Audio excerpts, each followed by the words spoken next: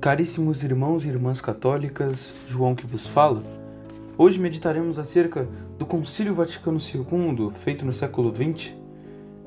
Hoje nós falaremos um pouco sobre os seus erros, sobre os seus acertos, a teoria e a prática.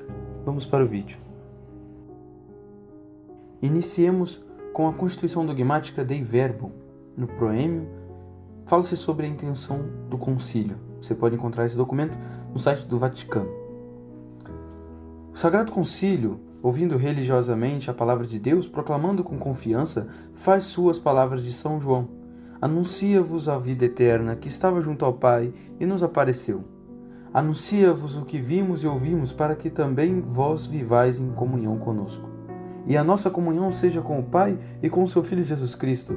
Por isso, segundo os concílios Tridentino e Vaticano II, entende propor a genuína doutrina sobre a revelação divina e a sua transmissão, para que o mundo inteiro, ouvindo, acredite na mensagem da salvação, acreditando, espere e esperando ame.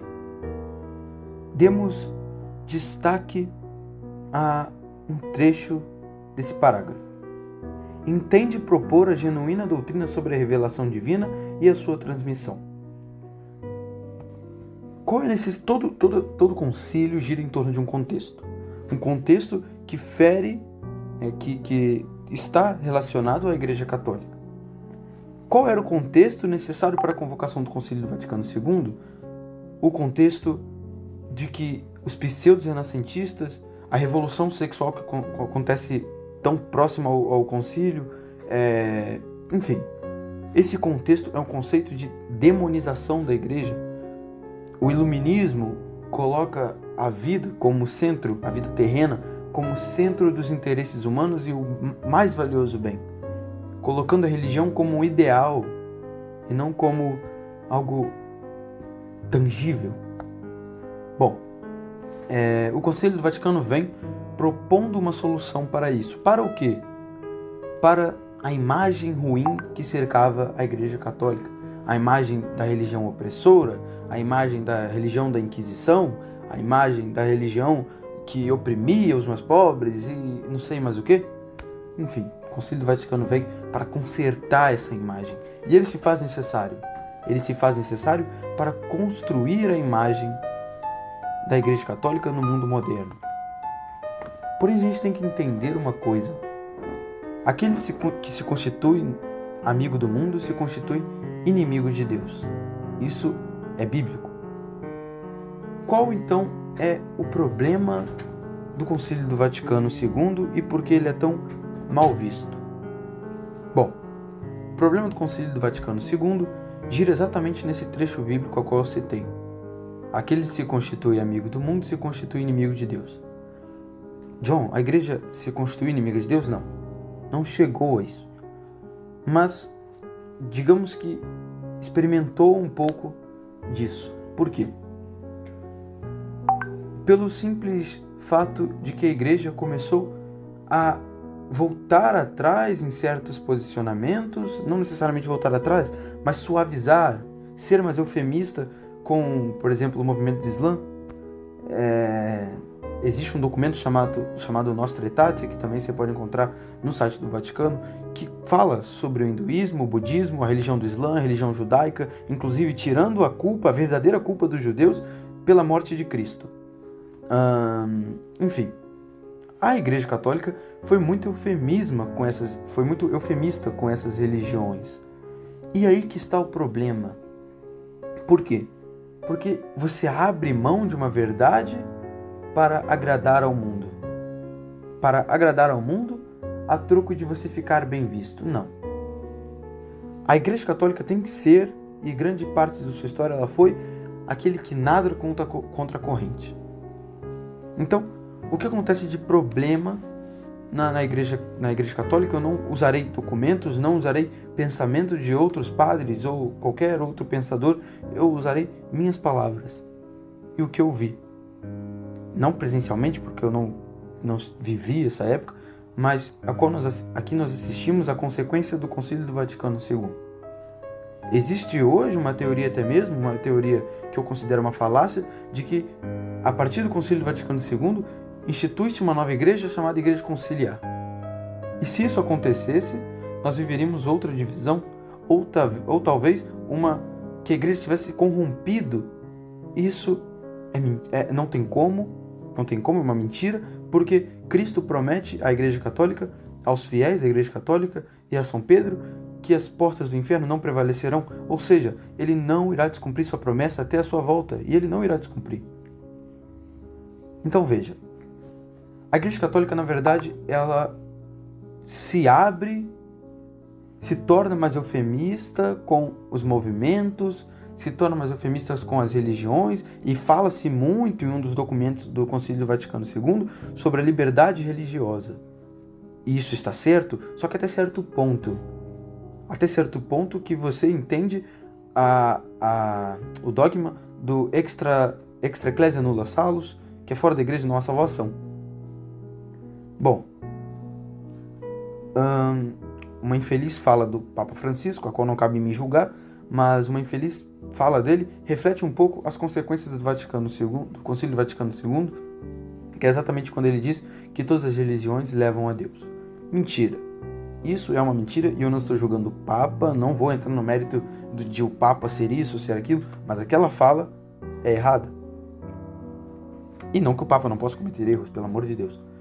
Aquela fala, ela está em volta exatamente disso, do Concílio do Vaticano II em grande parte. Por quê? Porque exatamente o que eu disse e eu repito, ser suave com as outras ideologias, com as outras, como posso dizer, com as outras ideias, né? Não como se a ideia do cristianismo fosse, na verdade, uma ideia, mas na verdade é uma verdade, porém, essas crenças, você dá brecha para que você possa induzir pessoas a acreditar que elas também levam a Deus, que são religiões válidas. É como se, suponhamos aqui, é como se tivesse 4 indivíduos e no final da vida deles, cada um fosse viver de acordo com a sua crença. Se você acreditou em Deus, você vai para o paraíso ou vai para o inferno. Se você acreditou no Islã, você vai para o paraíso de Alá, Deus, né? Ou você vai para o inferno dos Islã. Ou se você... Enfim. E assim vai. Isso dá brecha. O problema do Concílio do Vaticano II é ser tão suave que começa e entra um pouco a questão da pastoral dentro da igreja, até onde vai a influência do povo dentro da igreja. Entra um pouco disso ao ponto de que as pastorais começam a aderir movimentos começam é como se fossem crustáceos agarrados no casco de um navio. Eles vão se grudando na Igreja Católica e vão fazendo dela o seu apoio. Um verdadeiro erro. Um verdadeiro erro. A Igreja Católica não apoia movimentos deste mundo. Cuidado com as ideologias, vai dizer a Bíblia. Ou seja, nenhuma ideologia humana é necessariamente apoiada pela Igreja Católica, ou deveria ser. A Igreja Católica deve se preocupar com o céu. Uma das coisas que me preocupa é até onde vai essa questão de movimentos sociais dentro da igreja.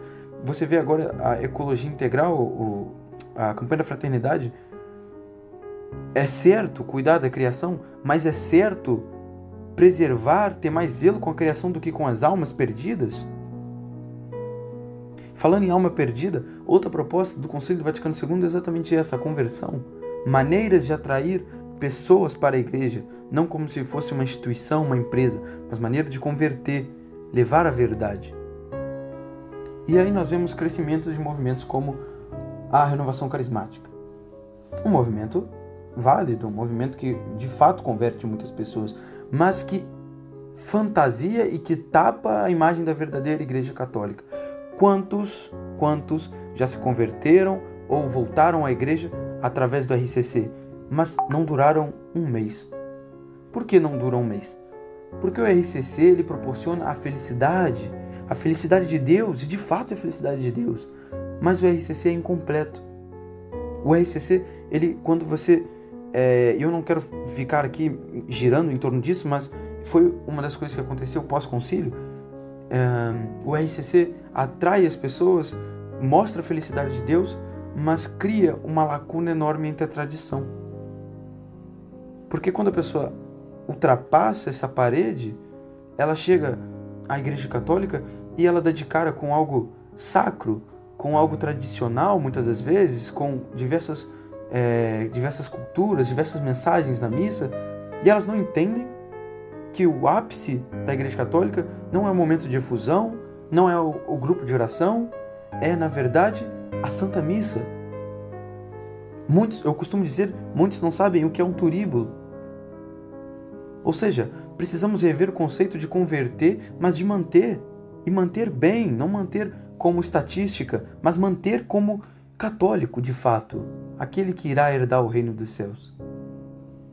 Então, o Concílio do Vaticano II dá uma brecha para a participação da sociedade, dos militantes, dentro da igreja. Mas até onde vai? E aqui vai um pensamento crítico. Enquanto nós estamos preocupados em não limitar o acesso das pastorais, que muitas vezes acabam ocasionando em fofocas dentro da paróquia, em problemas para o padre da paróquia, mas limita a tradição, limita com a Traditionis Custodes, um documento que, enfim, eu não vou entrar em detalhes, mas limita a celebração do rito antigo, da missa extraordinária. Ou seja, estamos limitando a tradição e dando brecha para os movimentos sociais, as pastorais.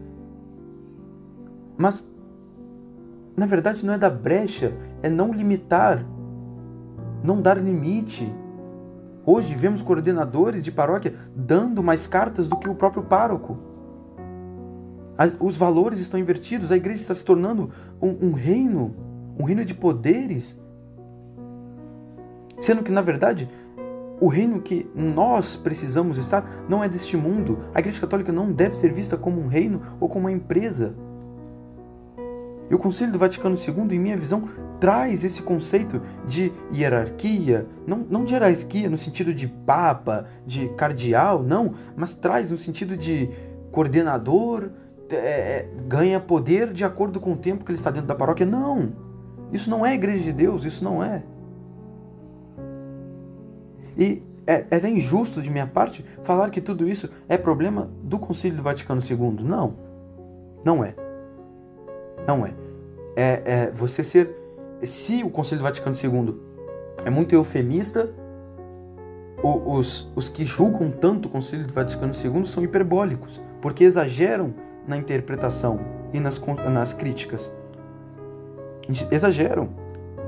Relacionam tudo, agora todos os problemas da igreja estão relacionados a pós-Concílio Vaticano II? Não. Não. O Concílio Vaticano, infelizmente, dá uma brecha. Mas não uma brecha, como uma pessoa falou uma vez, que a fumaça de Satanás entrou na igreja depois do concílio. Não, pelo amor de Deus. Onde está a promessa de Cristo, então, com a sua igreja? Cristo, então, seria um mentiroso? Então, existe um problema no Concílio Vaticano? Existe. Vaticano II. Existe. Isso é fato e é incontestável. Ele não é, como muitos defendem, um concílio infalível. Muito pelo contrário. Ele errou em muitas coisas, mas também acertou em muitas. Inclusive em reafirmar o que nós acreditamos. O Catecismo de São João Paulo II vem como uma renovação pós-concílio, uma renovação pós-conciliar, e é um ótimo instrumento. Muitos tradicionalistas não usam, não faz uso, por conta de acharem que pós-concílio tudo está acabado. Muitos não vão à missa porque não tem missa tridentina, mas não vão à missa de tal conhecida como missa de Paulo VI, a missa ordinária, a missa que se celebra por aí. Muitos não vão porque dizem que a ordenação do padre que celebra pós-concílio não é mais válida. O missal do Paulo VI, né, o missal do Paulo VI, entre muitas aspas, né, apenas como é conhecido, né, o missal não é válido porque tinha não sei quantos protestantes no dia, sendo que eles estavam apenas assistindo. Era um concílio ecumênico dentro da Igreja Católica, mas também aberto para visitantes ir e assistir. E a missa ordinária continua sendo uma missa que há o sacrifício, óbvio.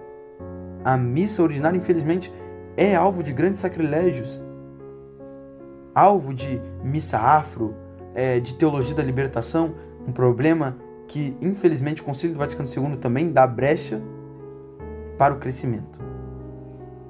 O Concílio do Vaticano II dizem, e eu acredito um pouco nessa ideia, não em tudo, mas acredito nessa ideia de que o Concílio do Vaticano II reformula a ideia de socialismo. E por que isso, o que isso tem a ver? O que isso tem a ver? O socialismo se infiltrou na teologia da libertação. A teologia da libertação é defendida por Papa Bento XVI, mas não essa teologia da libertação a qual nós vemos no Brasil e na América, mas sim a teologia da libertação de sentido de caridade. A caridade que nós vemos hoje é, na verdade, um socialismo disfarçado, um movimento político disfarçado e, como eu disse, um crustáceo garrado na igreja. É isso a teologia da libertação. Um movimento político garrado na igreja. E, como disse o Padre Paulo Ricardo muito bem, o que falta hoje na Igreja Católica é excomunhão. É excomunhão. Para preservar a igreja e os fiéis. Bom, tenhamos fé e rezemos pela igreja. Continuamos rezando pela igreja, não porque a igreja, o corpo místico da igreja precisa de nós, mas o corpo humano precisa de nós. Os membros da igreja, que somos nós, precisamos melhorar enquanto fiéis, seja eu, seja você, seja qualquer outro. Então continue rezando pela igreja, e se você não reza, você deveria rezar.